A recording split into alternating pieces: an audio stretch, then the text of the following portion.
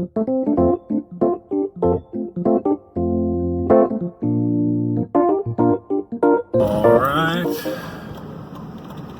this is the place. Okay, we are outside of Segovia's Fresh Fruits and Veggies. This is where we make our weekly veggie run. But I'm here to kind of show you that and kind of show you one of the most epic characters I have met in Albuquerque since moving here. I judge a man by his mustache, and by that alone, this guy ranks. So, let's go in, let's meet him, and we'll check out this place because I think it's a great place to pick up your produce. Let's go.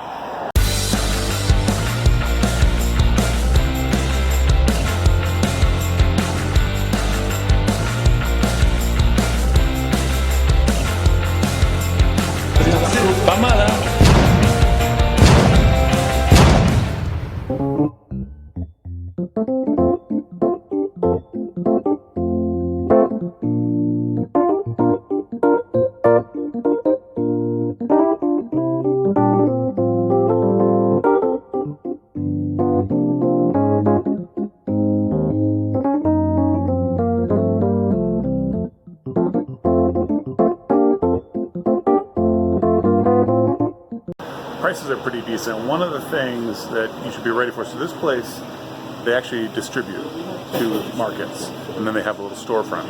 So one of the cool things, when I first heard about this, I thought, oh, well, it's going to be kind of a, you know, this warehousey thing with concrete floors and water and cabbage leaves everywhere. And that's not the case. They've actually put together a really nice storefront. They've got like grocery store professionals in here. So it's a small little thing. But it's clean, it's neat, it's organized, it's easy to get through. The one tip I would give is buy what the prices are especially good for. Don't necessarily come set with a list. I mean, you can always get your lettuce and tomatoes or whatever, but you know, for a couple of weeks the pineapples will be an amazing price.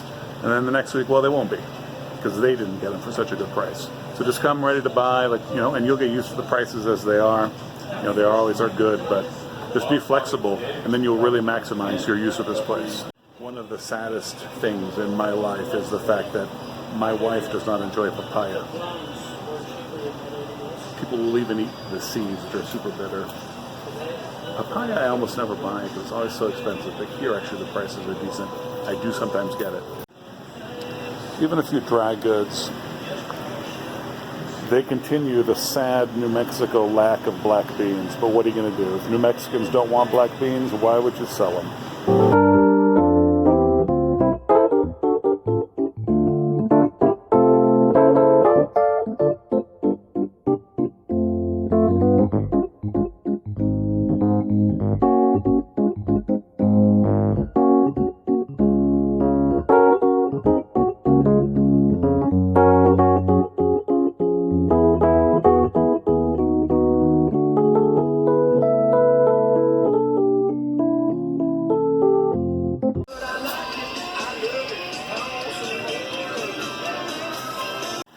I'll tell you what kind of place this is. This is the sort of place where you roll in with your food. Like sometimes I've got all the kids, I grab a whole box of stuff, right? Normally people pick up, put them in the bag. I'll just grab a whole box of stuff. The staff here will like see a bruised fruit and trade it out because they actually like take the time, care, notice.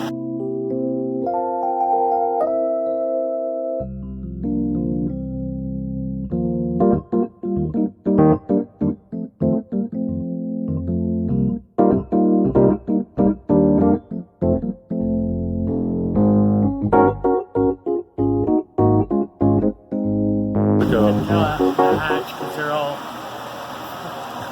all funky looking. Yeah. I sent a load to California and they kicked them because they weren't all straight. Oh wow. Okay. They didn't know. They don't know. So only recently did I actually see a hatch chili. I had no idea they looked like that. I was expecting something much more like, say, this, right? Yeah, that's what I was looking for. Yeah, I mean, like, to get the cheese in them. Yeah, it would. Yeah, because I was thinking about, you know, hatch chilies relleno, and it's like, how do you stuff them? Well, that makes sense there. You know what's really good is take these right as you roast them. With some salt and garlic, peel it, It's a little tricky, but once you roast them, you can do it. Just like that. And throw it on a tortilla and eat it. Oh, wow. Yeah, Okay. they're delicious. So what would you want people from outside of New Mexico to know about Hatch chilies? They're missing out. They need to get in. This is a big deal. I've been trying to get the Department of Agriculture to push it for a long time. I assume they probably have, but these things are delicious. They're fiery, hot, unbelievable flavor when you roast them on an open fire, on your barbecue, whatever. And you can do about anything with it. It seems to me like it's kind of unique that they're actually spicy and fleshy at the same time. Usually you have either a spicy pepper or a fleshy pepper. Right. They have different varieties. The Sandia is the hottest, and that's not so fleshy, but you get the medium hot. A lot of times that's the Big Jim. They call it Big Jim, and it's got a lot of meat. Really. Okay, my name is Shane Roundy, and in collaboration with the Vice President, we decided to try an experiment, and instead of having all the stuff go off our dock from our warehouse, which is a huge warehouse, we decided to open up a retail outlet at the front. And I'm the one that, it was my idea, so I got stuck with running the whole thing. So for the first 8 months, I was the Lone Ranger. Now I've got a really nice little gal that helps me. She helps out a lot. So I was just telling the viewers that I judge a man by his mustache. So, I mean, you totally went out in that category. But I got to ask, where is, like, you always are wearing legendary hats. Behind you on the wall. Oh, okay. You're kind of hatless. All right, They have little Segovia's farm market logo on the side. Oh, okay, cool. So, have you learned anything from having this place open? I mean, it's got to be a change of pace from, warehouse and trucks and docks. Well, I've been in retail for 40 plus years, so the retail part I already knew, but I will tell you what I was pleasantly surprised with. After working with a big chain, and I won't mention who it is, but one of the nation's biggest chains, and in working here, I've found that my customers are just incredible. They are friendly, they're nice, they're reasonable, they're patient, which is good. And I enjoy coming to work. I really do. And I go home, my wife still works for a big chain, and I listen to her talk about her customers, and then I tell her about mine. And I'll tell you, there's a marked difference. So right now you're winning your marriage.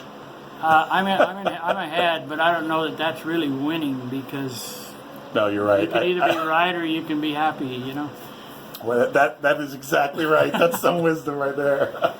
Okay. So, often when I come to shop here, I'll start talking some fruit or some veggie or whatever. You always have knowledge. You always have opinions. Like, where did you grow up? How did you even get into produce? Why do you know so much about produce? Just the years on the job? Well, the truth is, you said it's either knowledge or opinion, and the truth is it's probably more opinion than knowledge. Okay. But, the old saying, if you can't dazzle them with brilliance, baffle them with, anyway. Okay. No, I've been doing this for a long, long time. When I was, I left, got my first job at 14 in the food business. And then I went in and did some other things, plumbing and blah, blah, blah, just temporarily as a kid. And then I got a job at Safeway. And they had me be a bagger, and I was in charge of stock in certain areas. But one day they put me in produce.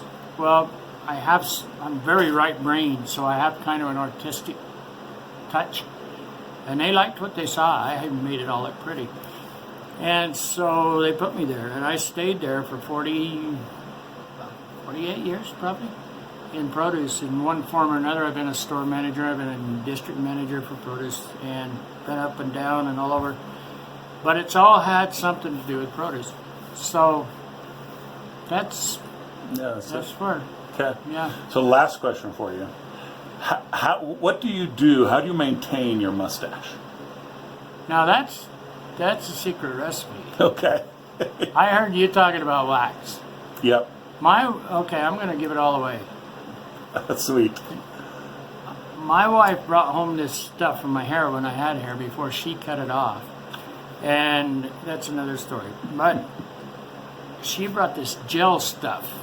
I don't know, they were closing it out at the store or something. She brought it home to me. Well, I didn't use it on my hair at all. And I just sat there in the bathroom. But when I grew this, I decided to try it.